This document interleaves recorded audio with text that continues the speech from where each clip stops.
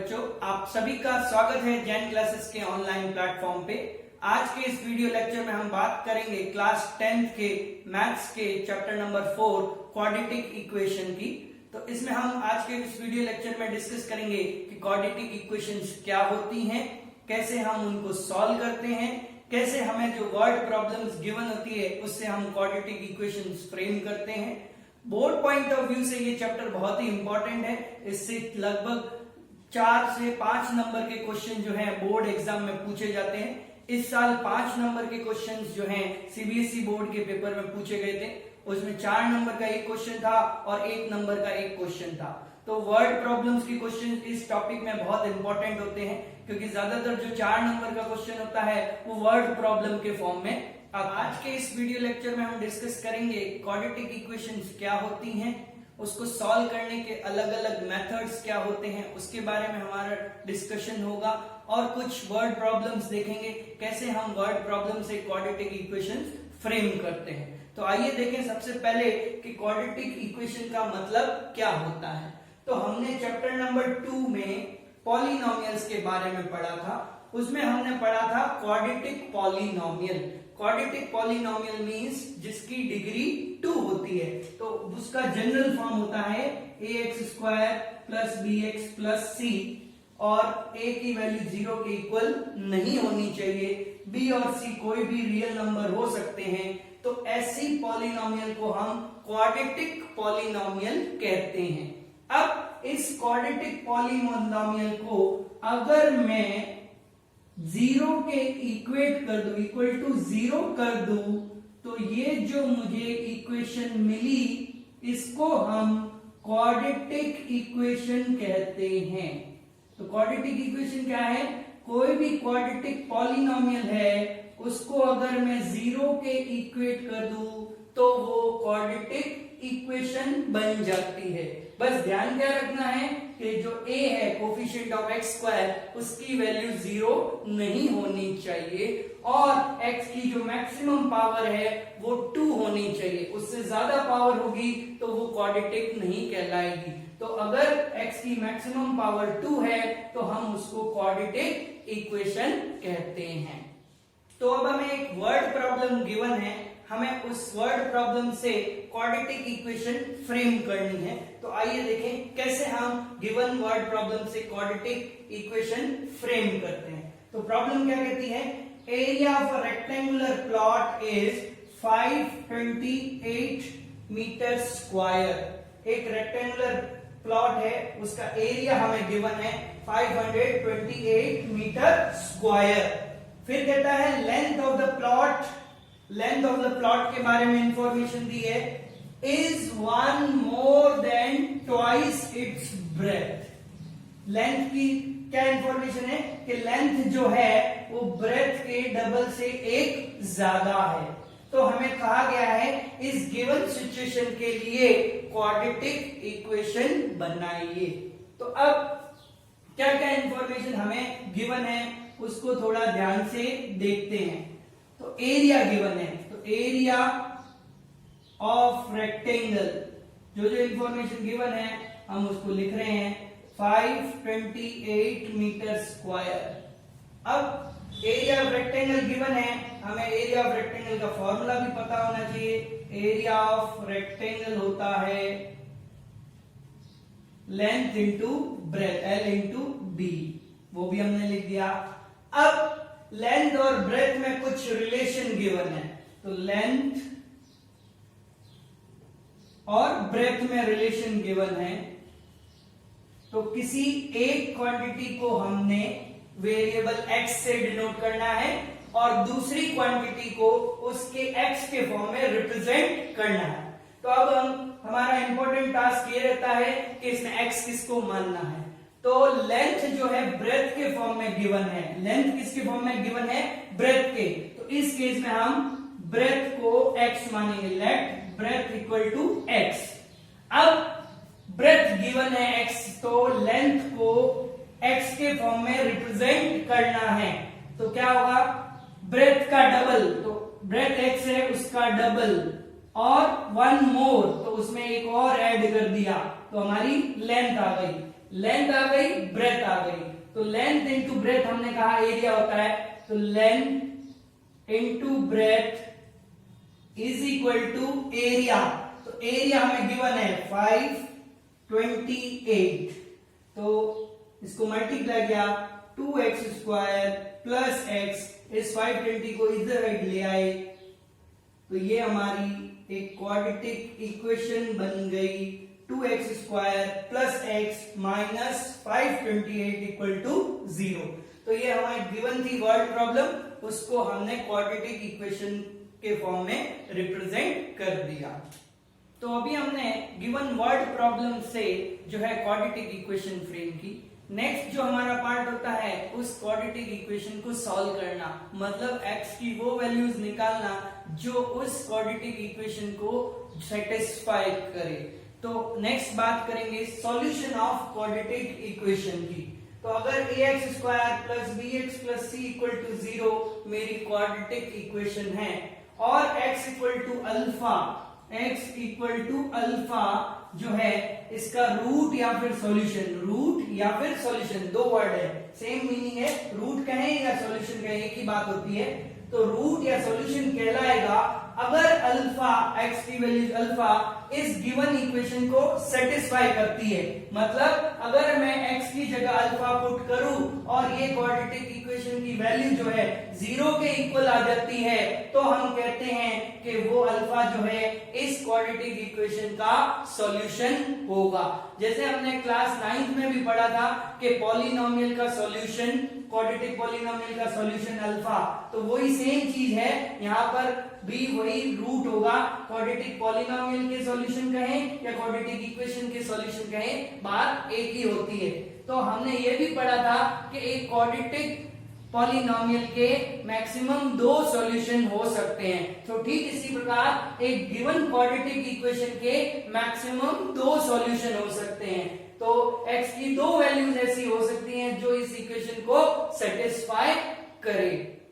तो अब कैसे हम उन 2 वैल्यूज को निकालेंगे जो इस इक्वेशन को सेटिस्फाई करती हो। तो उसके लिए अलग अलग मेथड बताए गए हैं जिसकी हेल्प से जो है हम उन क्वाड्रेटिक इक्वेशन को सॉल्व कर सकते हैं। तो 3 मेथड हैं उनको सॉल्व करने के। तो पहला है फैक्टराइजेशन मेथड या उसको मिडिल टर्म स्प्लिटिंग मेथड भी कहते हैं, जो आपने क्लास 9th में पढ़ा है, उसके क्वेश्चन भी सॉल्व किए हैं। तो पहला मेथड वो होता है मिडिल टर्म स्प्लिटिंग या फैक्टराइजेशन मेथड। दूसरा मेथड होता है कंप्लीटिंग द स्क्वायर मेथड और तीसरा मेथड होता है क्वाड्रेटिक फॉर्मूला। तो ये 3 अलग अलग मेथड है जिसकी हेल्प से हम जो है गिवन क्वाड्रेटिक इक्वेशन के सॉल्यूशन फाइंड कर सकते हैं। हम एग्जाम में अगर क्वेश्चन में मेंशन नहीं है तो कोई भी मेथड जो है उसको यूज कर सकते हैं। अगर एग्जाम में लिखा है स्पेसिफिक मेथड तो उस स्पेसिफिक मेथड को यूज करना पड़ेगा। तो अब देखते हैं डिफरेंट मेथड्स जिसकी हेल्प से हम इन क्वाड्रेटिक इक्वेशंस को सॉल्व करेंगे। तो आइए देखें कैसे हम फर्स्ट मेथड फैक्टराइजेशन से जो है क्वाड्रेटिक इक्वेशंस के सॉल्यूशंस निकालते हैं। तो हमारी पहली इक्वेशन है 2x² minus 5x plus 3 equal to 0। तो ये जो फैक्टराइजेशन मेथड है आपने 9th क्लास में पढ़ा है, उसी को हम वापस रिवाइज कर रहे हैं। तो उसमें हम क्या करते थे, जो मिडिल टर्म मतलब x का कोफिशिएंट है उसको देखते थे। x का कोफिशिएंट हमने लिख दिया -5, उसको हम एज सम से डिनोट करते हैं। फिर बाकी जो बची हुई 2 टर्म है उनके कोफिशिएंट 2 और 3, इन दोनों का प्रोडक्ट करते थे। तो प्रोडक्ट 2 into 3 is 6। अब हमें क्या करना है, इस -5 के 2 टुकड़े करने हैं ताकि उनका सम जो है वो -5 आ जाए और जो प्रोडक्ट है वो 6 आ जाए। प्रोडक्ट चाहिए 6 और सम चाहिए -5। तो क्या कर सकते हैं, 6 को फैक्टर के फॉर्म में लिखें, 2 प्रोडक्ट के फॉर्म में 6 into 1 2 into 3। तो 2 into 3 6 होता है और दोनों पर माइनस साइन लगा दें तो भी प्लस का 6 होता है और इन दोनों का सम जो है वो -5 होता है। तो इस प्रकार इसके 2 पार्ट हो जाएंगे, एक होगा माइनस का 2x, एक होगा माइनस का 3x। Plus 3 equal to 0। अब सिंपल सा कॉमन लेना है, यहां से फर्स्ट से टर्म से दोनों टर्म से 2x कॉमन, पीछे बचा x माइनस 1, इधर से 3 कॉमन, पीछे बचा x माइनस 1 इक्वल टू 0। अब दोनों टर्म में से x माइनस 1 कॉमन, पीछे बचा यहां पर 2x, यहां पर बचा माइनस का 3 इक्वल टू 0। ये हमारे फैक्टर हो गए। अब दो फैक्टर का मल्टीप्लीकेशन 0 है तो आइदर एक प्रोडक्ट फैक्टर 0 होगा या फिर दूसरा फैक्टर 0 होगा। तो पहले फैक्टर 0 से x की वैल्यू आई 1, दूसरे फैक्टर से आई x इक्वल टू 3/2। तो ये आपके इस क्वाड्रेटिक इक्वेशन के सॉल्यूशन हो गए, x इक्वल टू 1 और x इक्वल टू 3/2। आप वापस चेक कर सकते हैं वैल्यू पुट करके, x इक्वल टू 1 इसमें पुट किया, 2 इंटू 1 का स्क्वायर माइनस 5 इंटू 1 प्लस 3, तो 2 minus 5 plus 3 equal to 0 satisfy करता है, मतलब हमने जो सॉल्यूशन निकाला है वो सही है। ठीक इसी प्रकार दूसरा वैल्यू भी पुट करके हम चेक कर सकते हैं। तो जब भी क्वाड्रेटिक इक्वेशन आप सॉल्व करें, सॉल्यूशन निकालने के बाद एक बार थोड़ा सा चेक कर ले कि जो हमने सॉल्यूशन निकाला है वो सही है कि नहीं। आइए दूसरा एग्जांपल देखते हैं। 3x square minus 2 root 6x plus 2 equal to 0। अब यहाँ पर ये रूट वाली टर्म्स आ गई, थोड़ा नया क्वाड्रेटिक इक्वेशन हमें दिख रहा है। तो आइए देखें इसको भी हम मिडिल टर्म स्प्लिटिंग से कैसे करेंगे। वही रूल, सम s क्या है माइनस 2 रूट 6, p क्या है 3 इंटू 2 6। अब हमें जो इसका सम चाहिए वो इरैशनल नंबर है, प्रोडक्ट क्या है रैशनल नंबर है। तो ऐसा पॉसिबल है कि दो इरैशनल नंबर का प्रोडक्ट रैशनल हो, ये चीज पॉसिबल होती है, आपने 9th क्लास में भी पढ़ी है कि दो इरैशनल नंबर का प्रोडक्ट रैशनल नंबर हो सकता है। तो अब इसमें क्या करना है, प्रोडक्ट पॉजिटिव है, सम नेगेटिव है। प्रोडक्ट पॉजिटिव हो और सम नेगेटिव हो ये तभी पॉसिबल है जब दोनों नंबर नेगेटिव हो। दोनों नंबर नेगेटिव है तो प्रोडक्ट पॉजिटिव आएगा और सम नेगेटिव आएगा। तो दोनों नेगेटिव होंगे और दोनों नंबर कैसे होंगे, इरैशनल फॉर्म के। कैसे होंगे, इरैशनल। तो यहां पर हम क्या करेंगे, इस माइनस 2 रूट 6 के दो पार्ट करेंगे। इसको ऐसा लिख सकते हैं माइनस रूट 6 माइनस रूट 6। तो इनका सम जो हो जाएगा वो माइनस 2 रूट 6 हो जाएगा। और अगर प्रोडक्ट देखें तो माइनस रूट 6 और माइनस रूट 6 का प्रोडक्ट प्लस का 6 हो जाएगा। तो इससे हमारा काम हो जाएगा कि जो फैक्टर होंगे वो कौन से दो पार्ट होंगे, माइनस रूट 6 और माइनस रूट 6, इसके दो टुकड़े होंगे। तो अब लिखें इसको 3x square minus root 6x minus root 6x plus 2 equal to 0। तो ये हमारे मिडिल टर्म स्प्लिटिंग पार्ट हो गए। तो यहां पर इरैशनल पार्ट्स हैं, इसका ध्यान रखना है। अब फिर से कॉमन लेना है, तो कॉमन भी जो है ध्यान से लेना है। एक तो x कॉमन आएगा ही आएगा, उसके अलावा क्या कॉमन आएगा उस पर थोड़ा ध्यान देना है। तो पहले इसके फैक्टर लिख लें और इसके फैक्टर लिख लें। 3 को हम रूट 3 इंटू रूट 3 लिख सकते हैं, क्योंकि रूट 3 इंटू रूट 3 3 होता है। एक्स स्क्वायर माइनस रूट 6 को रूट 2 इंटू रूट 3 लिख सकते हैं x, रूट 6 को रूट 2 इंटू रूट 3 लिख सकते हैं, और इस 2 को भी रूट 2 इंटू रूट 2 लिख सकते हैं। तो रूट से रूट मल्टीप्लाई होकर रूट 4 बनेगा और रूट 4 की वैल्यू वापस 2 आ जाएगी। तो हमने इसके फैक्टर पहले से लिख दिए रूट्स के फॉर्म में, रैशनल फॉर्म में। अब मैक्सिमम चीजें हमें कॉमन लेनी है जितनी आ सके। रूट 3 दोनों में है, एक्स स्क्वायर एक्स एक्स दोनों में है, तो रूट 3x कॉमन आ गया, पीछे बचा एक रूट 3 और x, यहां पर रूट 3 और x चला गया तो पीछे बचा रूट 2। ठीक इसी प्रकार यहां पर सेकेंड पार्ट में रूट 2 दोनों में है तो √2 कॉमन आ गया, पीछे बचा √3x, माइनस वाला कॉमन लिया है तो प्लस का साइन इंटरचेंज होके माइनस बन जाएगा, √2 इक्वल टू 0। तो इस प्रकार हमने कॉमन लिया है।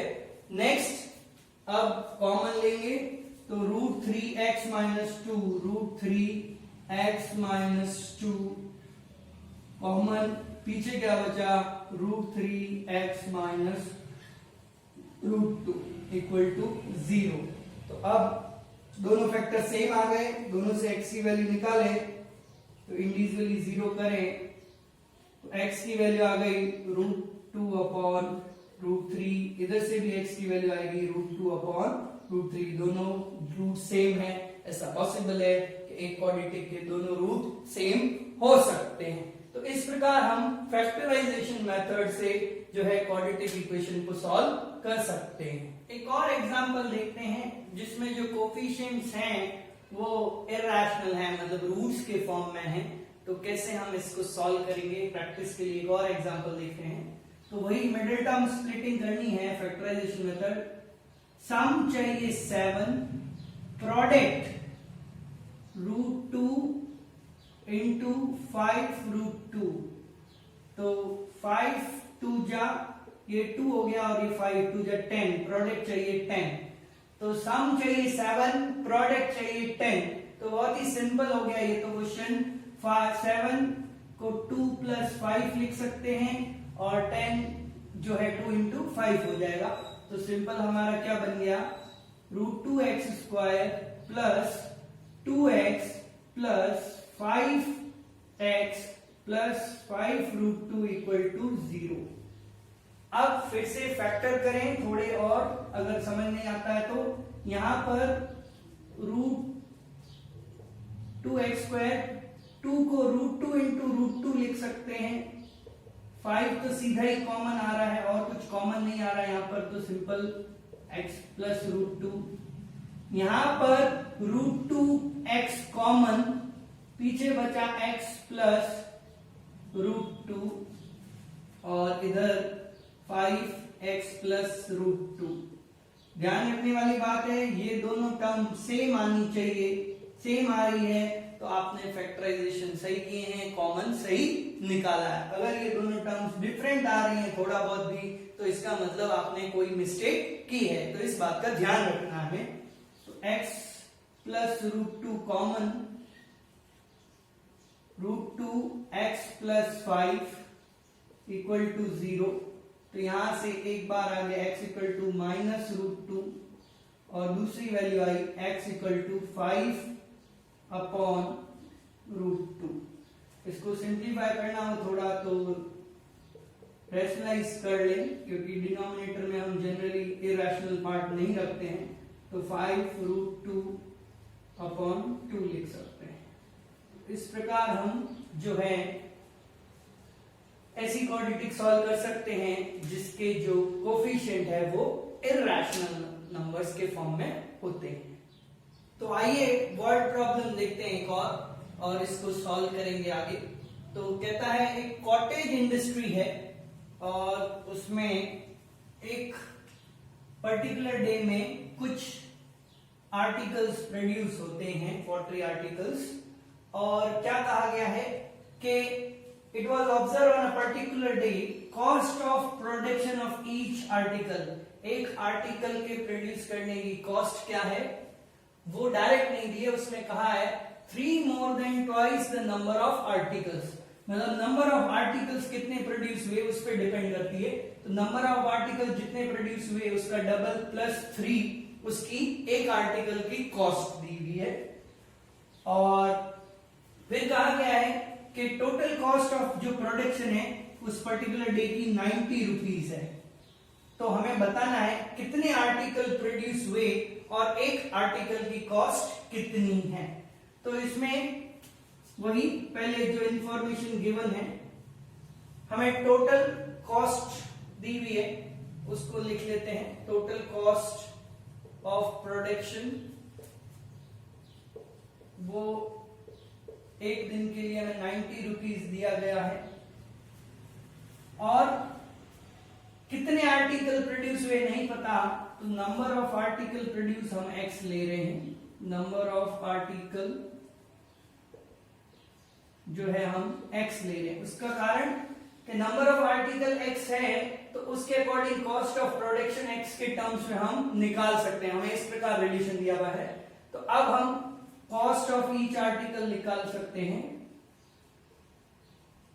किसके टर्म्स में, x के टर्म्स में, नंबर ऑफ आर्टिकल्स के टर्म्स में। तो कॉस्ट ऑफ ईच आर्टिकल क्या है, जो आर्टिकल प्रोड्यूस हुए उसका डबल, तो x का डबल 2x और उससे 3 ज्यादा तो 3 और ऐड कर देंगे, तो ये आपकी होगी कॉस्ट ऑफ ईच आर्टिकल।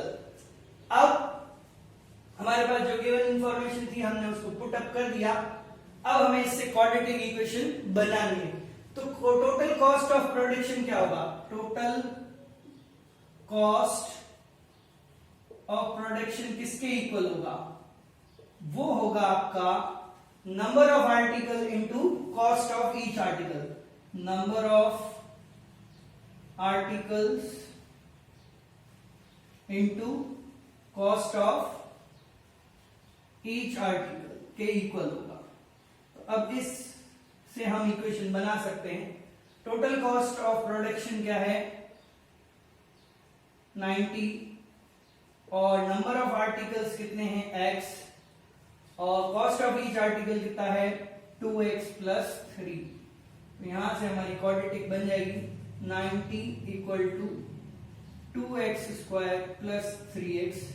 90 को इधर लाते हैं तो ये बना 2x square plus 3x minus 90 equal to 0। ये हमारी क्वाड्रेटिक इक्वेशन बन गई।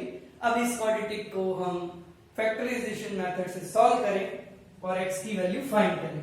तो सम चाहिए हमें प्लस का 3, प्रोडक्ट चाहिए, सम मतलब ये मिडिल टर्म, प्रोडक्ट 90 माइनस का और इंटू 2 180। अब सम पॉजिटिव है, प्रोडक्ट नेगेटिव है, तो उस केस में जो हमारी दो टर्म होंगी उसमें एक पॉजिटिव टर्म होगी और एक नेगेटिव टर्म होगी। सम पॉजिटिव तो पॉजिटिव टर्म और नेगेटिव टर्म होगी, प्रोडक्ट क्या आएगा नेगेटिव, और उसमें भी जो पॉजिटिव टर्म होगी वो बड़ी होगी मैग्नीट्यूड में और नेगेटिव टर्म छोटी होगी। तो हमें दो नंबर ऐसे सोचने हैं जिनका प्रोडक्ट तो आ जाए -180 और सम आ जाए 3। तो 15 इंटू 12 जो है वो 180 होता है और माइनस लगा दिया 12 पे तो ये माइनस का 180 बन जाएगा और इन दोनों का सम जो है प्लस का 3 बन जाएगा। तो इससे हमारी इक्वेशन बनेगी मिडिल टर्म स्प्लिटिंग से 15x minus 12x minus 90 equal to 0। अब कॉमन ले लें, फर्स्ट दो टर्म से x कॉमन, 2x प्लस 15, यहां से 6 कॉमन, 2x प्लस 15।